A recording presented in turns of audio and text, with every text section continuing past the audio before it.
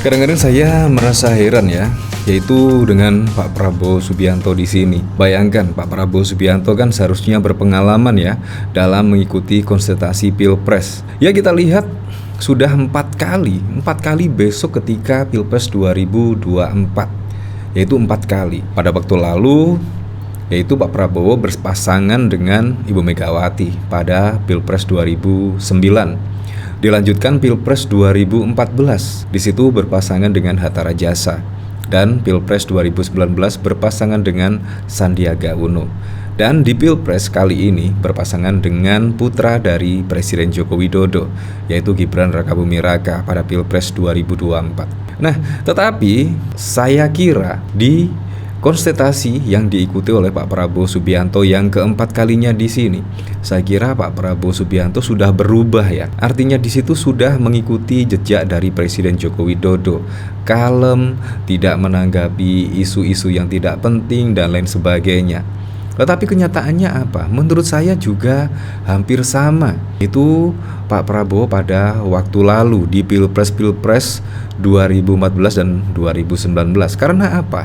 Ya kalau kita lihat pada waktu debat capres yang diadakan KPU yang pertama kalinya, di situ terlihat Pak Prabowo Subianto bahkan juga tidak bisa mengontrol emosi.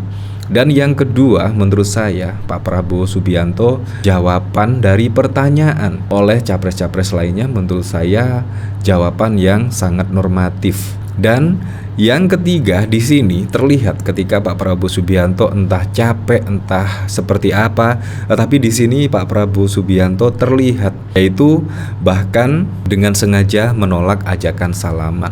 Ya, semuanya memang tergantung dari masyarakat besok akan memilih seperti siapa, akan memilih siapa sosok presiden pada Pilpres 2024. Ya walaupun sampai saat ini sih hasil survei, khususnya hasil survei lembaga kredibel di dalam negeri memenangkan Pak Prabowo Subianto. Ya walaupun banyak warga yang bimbang, bahkan 28%, sangat banyak sekali. Nah di sini bahkan dikomentari oleh Yusuf Dundung, berpikir positif aja, mungkin Pak Gemoy udah capek main drama, jadi kembali ke setelan pabrik. Seperti ini, menurut Anda di sini gimana Pak Prabowo Subianto? Apakah masih seperti dahulu atau memang Pak Prabowo tidak melihat ketika ada orang yang bersalaman seperti ini? No.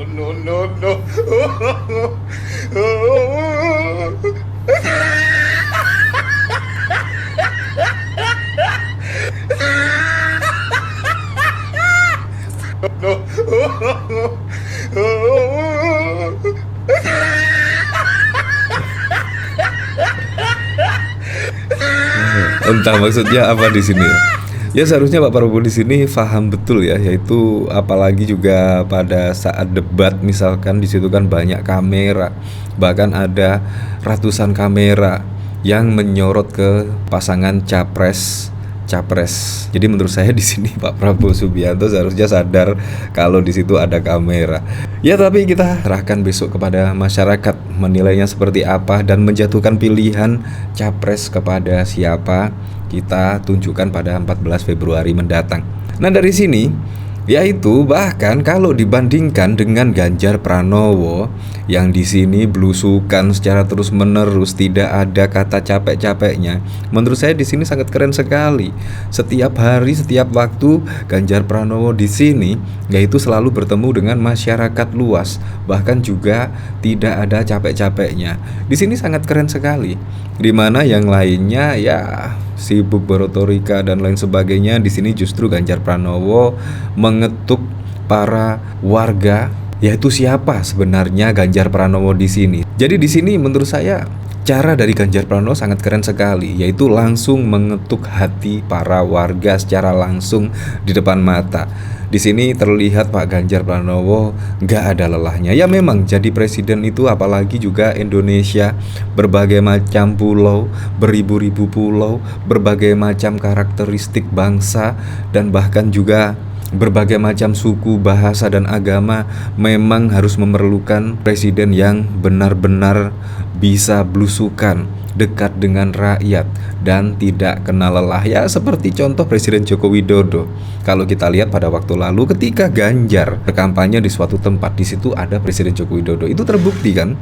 Dari situ saja chemistry dari kedua tokoh di sini, Ganjar dan Presiden Joko Widodo, menurut saya hampir sama. Yaitu apa yang dilakukan Ganjar ketika blusukan, ketika berkampanye di suatu tempat. Ternyata di situ ada jadwal Presiden Joko Widodo. Nah, di sini menurut saya terbukti lah, secara tidak langsung Ganjar Pranowo adalah setidaknya yang mempunyai karakter yang hampir sama dengan Presiden Joko Widodo. Nah, di sini bahkan juga dikomentari oleh Husnul Khotimah, Ganjar terus bergerak bersama rakyat dan menang terhormat bersama rakyat. Kemarin dari pagi, siang, sore bergerak, bertemu warga dan relawan.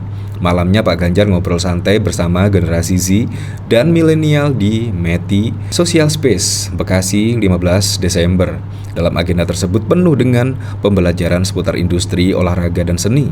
Semakin menarik saat momen di mana Ganjar berbincang bersama penyandang disabilitas, mendengar suguhan puisi, serta lantunan lagu merdu yang semakin menambah semarak momen kebersamaan Ganjar dan barisan kaula muda. Di sini sangat keren sekali. Jadi di sini saya penasaran ya, kira-kira komentarnya seperti apa ya? Di sini kemungkinan Pak Prabowo juga terlihat capek dan akhirnya menolak bersalaman. Atau Anda punya masukan lain? Tulis di kolom komentar. Nah, di sini yaitu dari Rizky Divis, capek gara-gara sehari sebelumnya lempar-lempar kaos dari atas mobil. Awok-awok di resto. Emang gue pikirin, jawab Prabowo, awok-awok. Walaupun saya dan keluarga saya pilih golput. Lihat PS dibully terus, kasihan juga. Hancur dengan sekejap branding gemoy selama bertahun-tahun. Awok. Emang pada ngarepin apa? Minta-minta selamat segala, katro. Batin Pak timbul. Salaman saja pengurus partai sepertinya. Itu aja nggak mau, apalagi rakyat jelata. Kasihan bapak yang mau nyalamin junjungannya. Kalau saya digituin langsung ganti junjungan dah. Ini mengingatkan saya pada waktu lalu ya, yaitu Anies Baswedan juga seringkali terlihat dari video-video yang beredar di media sosial. Di situ bahkan juga menolak salaman oleh para pendukungnya. Seringkali bahkan ada video ya 3 kali kalau tidak salah, video yang viral di media sosial, Anies menolak salaman, jelas sekali menolak salaman. Dan di sini yaitu Pak Prabowo Subianto bahkan mendekati Pilpres, seharusnya kan ya ditahan dulu lah. Kalau memang berniat menjadi presiden seharusnya ya salaman saja bersama rakyat-rakyat. Karena menurut saya rakyat itu kepengen lah bersalaman dengan idolanya, bersalaman dengan capresnya. Menurut saya sangat senang sekali ketika Pak Prabowo Subianto menyalami pendukung-pendukung yang di sini. Bayangkan loh, kemungkinan juga jauh-jauh datang menyampiri Pak Prabowo Subianto, tiba-tiba ditolak salaman. Ya, tapi menurut saya masyarakatlah yang menilai dari fenomena selama ini, mulai dari putusan MK dan lain sebagainya. Masyarakatlah yang berhak menilai. Ya, apapun itulah untuk Pilpres 2024 mendatang, semoga saja berjalan dengan aman, berjalan dengan lancar, dan yang paling penting berjalan dengan jujur dan juga adil.